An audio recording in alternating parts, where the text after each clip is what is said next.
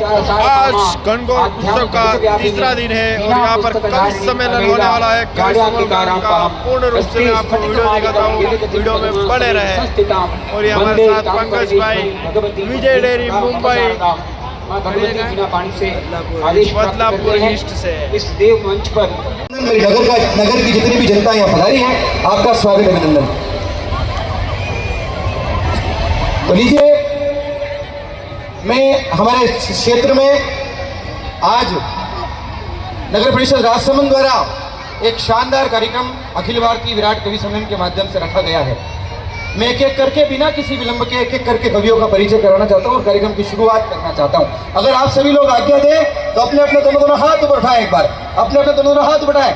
जय बोलो श्री द्वारिका धीश की जय, बोल श्री राधे पूछड़ी के लेखा की, बोल मेरे प्यारे श्री राधे की, आज के आनंद की। लीजिए, मैं एक एक करके कवियों का परिचय आपके समक्ष रखता हूं। मंच पर एक बार जोरदार ताली बजाकर उनका अभिनंदन करें। साथ ही इस नगर की एक और उभरती हुई प्रतिभा आदरणीय प्रकाश जी जांगीड़ हमारे मध्य उपस्थित है, एक बार जोरदार ताली बजाकर इनका भी अभिनंदन करें। साथ ही इस हिंदुस्तान का एकमात्र का 1.5 टांग का कवि, लेकिन ये महाकाल की धरती उज्जैन से भाई वीर रस के एक और उभरते हुए सितारे इस देश के भाई राहुल जी शर्मा हमारे मध्य उपस्थित है, एक बार जोरदार ताली बजाकर इनका अभिनंदन करें। इनका नाम ही राहुल है, बाकी उसका कुछ काम नहीं है। हमारे बीच में कोटा की धरती से गीतों के बादशाह भाई मुकुट जी महिराज उपस्थित है, एक बार इनका भी जोरदार ताली बजाकर स्वागत अभिनंदन करें। साथ ही बाबा काशी विश्वनाथ की धरती से हमारे बीच में हास्य के एक और एटम बम आदरणीय अनिल जी चौबे उपस्थित, एक बार इनका जोरदार ताली बजाकर अभिनंदन करें। इस क्षेत्र की ऐसी प्रतिभा जिन्होंने बहुत ही अल्प समय में एक छोटे से गांव है केलवा के पास रघुनाथपुरा, वहां से निकलकर अनेक टीवी चैनलों में ये जा चुकी है। आदरणीय भावना जी लोहार हमारे मध्य उपस्थित है, एक बार जोरदार ताली बजाकर इनका अभिनंदन करें। उदयपुर राजस्थान की धरती से शत्रु हमारे मंच पर उपस्थित, एक बार जोरदार ताली बजाकर इनका अभिनंदन करें। और मंच के इस कोने में बैठे हुए इस पूरी टीम को सूत्र में पिरोने वाले और जो व्यक्ति महानगर मुंबई से आते हैं, प्रभु द्वारकाधीश उनका हाथ पकड़ते हैं और हाथ पकड़ने के बाद ऐसा करते हैं कि ये व्यक्ति पूरे हिंदुस्तान में नहीं, इस राजसमंद की धरती का नाम हिंदुस्तान के बाहर जाकर 9 देशों में करते हैं। ऐसे पंडित सुनील व्यास हमारे मध्य उपस्थित, एक बार जोरदार ताली बजाएं। साथ ही अगर आपके हाथों में जान और आंखों में थोड़ी बहुत भी लज्जा बची हो तो इस भोले पंडित के लिए भी जोरदार ताली बजा दीजिए। मैं आपका अपना पंडित गौरव पालीवाला बिना किसी विलंब के आज दोनों हाथ ऊपर उठाएं। मैं आमंत्रित करना चाहता हूं हमारे अपने आदरणीय सुनील जी व्यास आए और आज इस मंच का संचालन करें। साथी सब कह हो, लेकिन इस देश के सबसे बड़े गीतकार जिन्हें राष्ट्रपति भवन में कविता पढ़ने का सौभाग्य प्राप्त हुआ, जो पहली बार इस राजसमंद की धरती पर आए हैं प्रभु द्वारकाधीश के दरबार में, हमारे सबके वरिष्ठ कवि आदरणीय मुकुट महिराज जी जो पहली बार आए हैं। मैं ऐसे नहीं, जो इतने बड़े कवि जिन्हें बुलाने का सौभाग्य इस नगर परिषद को मिला है, तो मैं जो बचे हुए उन सबका नाम लेना चाहता हूं ताकि रात की 2 बजे अभी आप हंस रहे हो, अच्छा लग रहा है, क्योंकि मैं चाहता हूं कि मेरा राजसमंद हंसता रहे, मेरा राजसमंद मुस्कुराता रहे, ठहाके लगाते रहे। ये बैग और ये डॉलर जो हमारी छाती पर चल रहे हैं, आदरणीय एसडीएम साहब, इसका हम कुछ भी नहीं कर सकते हैं, आप कुछ कर सकते हैं, क्योंकि आज आप बिल्कुल गुलाबी गंदौर में लगे हुए। ये हंसी मजाक, ये आनंद, ये संवेदना, ये वीर रस, ये कवि सम्मेलन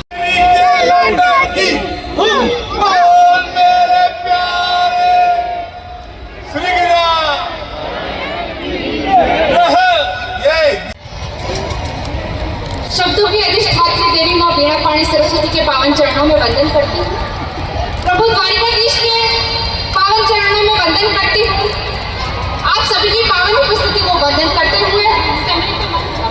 करती हूँ। स्वागत। पहली पंक्ति में बैठे हुए विधायक महोदया, मेरी प्यारी दीदी दीप्ति माहेश्वरी जी को प्रणाम करती हूँ, एसडीएम साहब को प्रणाम करती हूँ। अपना अंगुल में मुझे सौभाग्य मिला है माँ सरस्वती वंदना करने का। मैं बहुत सौभाग्यशाली हूँ, इसके लिए आदरणीय ठाकुर जी सुनील अंकल का बहुत आभार व्यक्त करती हूँ कि मुझे इस मंच पर खड़े रहने की अवसर दिया है।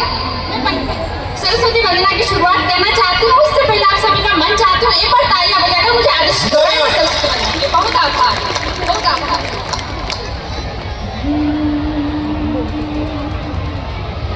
हे ईश्वरी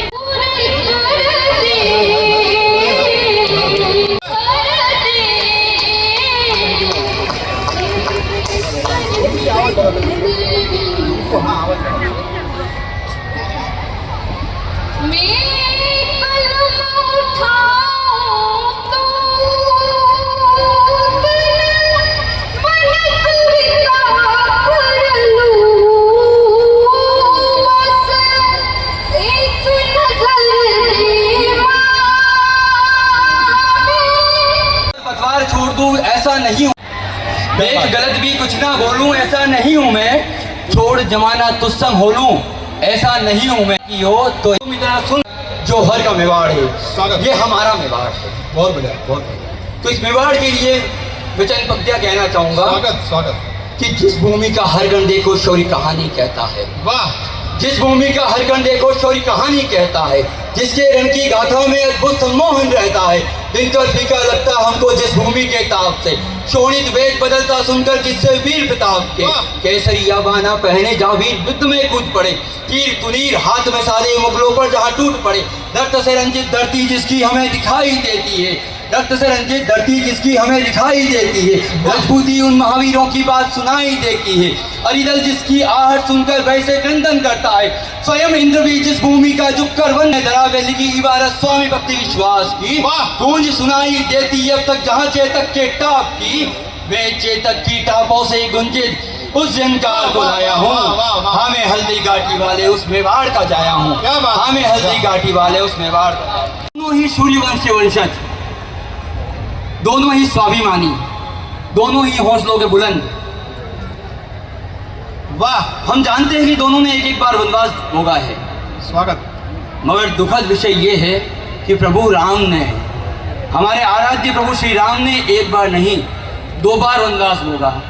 पहला वनवास तो उनका 14 सालों में खत्म हो गया था, मगर दूसरा वनवास खत्म होते होते 500 वर्ष लग गए। क्या बात है, वाह। उस 500 वर्ष की जो पीड़ा है वो हम में है, और होनी भी चाहिए, हर एक सनातनी में होनी चाहिए। और जब वो 500 वर्ष का वनवास खत्म हुआ तो जो भाव हर एक सनातनी के मन में रहे होंगे, आपके मन में रहे होंगे, वो भाव मैं अपने शब्दों के माध्यम से आप तक पहुंचाना चाहता हूं कि अवधपुरी की इस धरती पर अगर मेरे शब्द आप तक पहुंचे तो हाथ उठाकर मुझे आदेश देना कि अवधपुरी की इस धरती पर फिर से भगवा छाया है, अवधपुरी की इस धरती पर फिर से भगवा छाया है, खत्म हुआ वनवास प्रभु का राम राज फिर आया है, और मिलकर सारे राम भक्त, मिलकर सारे राम भक्त है सीना ताने बोल रहे, जिस धाम राम जी जन्मे थे मंदिर वही बनाया है, जिस धाम राम जी जन्मे थे मंदिर वही बनाया है। के बीच में खड़ा हूँ। यहाँ के राणा राज सिंह जी जब मथुरा पर मुगलों ने आक्रमण किया तो उन्होंने कहा कि मेवाड़ का विग्रह पर आंच नहीं आने देगा। ज्ञानी हो गया। ज्ञानी क्या, ये ढंग की ताली पहले बजाते तो मेरे कोई बात नहीं करनी पड़ती। अब मैं बता रहा ना, मैं बहुत समझदार व्यक्ति हूँ। यकीन जानो सुनील जी, आप तो मास्टर हो, वो हमारे भी मास्टर जी थे। वो उन्होंने मेरी समझदारी देखते हुए मुझे निबंध लिखने को दिया, बोले चेतन दिवाली पे निबंध लिख। मैं समझदार व्यक्ति, मैंने लिखा दिवाली हिंदुओं का प्रमुख त्योहार है, इस दिन हम नए कपड़े पहनते हैं, जैसा दिखे वैसा लिखना चाहिए। इस दिन हम नए कपड़े पहनते हैं, दीप जला के दीपों का त्योहार मनाते हैं, पटाखे फोड़ते हैं, लेकिन कुछ लोग इस दिन जुआ खेलते हैं। अच्छा, ये ज्यादा खेलते हैं। जुआ खेलना अच्छी बात नहीं है, हमें जुआ नहीं खेलना चाहिए। मैंने कॉपी जमा कर दी, मास्टर जी को मेरी बात बढ़िया लग गई, 10 में से 10 नंबर दिए मुझे। हाँ नहीं, अगले महीने यूनिट टेस्ट फिर आ गया और निबंध बदल दिया, बोले इस बार होली पे लिखो। मैं समझदार व्यक्ति, मैंने लिखा होली हिंदुओं का प्रमुख त्योहार है, इस दिन हम पुराने कपड़े पहनते हैं। पूरे मजे में आना, इस दिन हम पुराने कपड़े पहनते हैं, रंग लगा के रंगों का त्योहार मनाते हैं। लेकिन कुछ लोग इस दिन भी जुआ खेलते हैं। जुआ खेलना अच्छी बात नहीं है, हमें जुआ। वो मैंने कॉपी फिर जमा कर दी मास्टर जी को, फिर बढ़िया लग गई, फिर 10 में से 10 नंबर दिए मुझे। लेकिन वो मेरी ट्रिक समझ गए कि हर बार जुआ फंसा के 10 में से 10 ले जाता है। अगले महीने के यूनिट टेस्ट में उन्होंने तय करा, ऐसा निबंध लिखने को दूंगा, देखता हूं कैसे जुआ फंसाता है। मैं समझदार व्यक्ति, उन्होंने मुझे निबंध लिखने को दिया, पेड़ पे लिख। मैंने लिखा पर्यावरण की सुरक्षा के लिए पेड़ लगाना बेहद जरूरी है। पेड़ कार्बन डाइऑक्साइड लेके ऑक्सीजन छोड़ती है। लेकिन कुछ लोग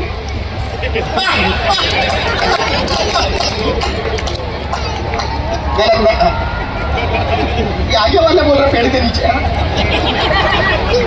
ये राजसमंद के लोग ऐसा नहीं करते, वो पहले पेड़ काटते हैं, उसकी टेबल कुर्सी बनवाते हैं।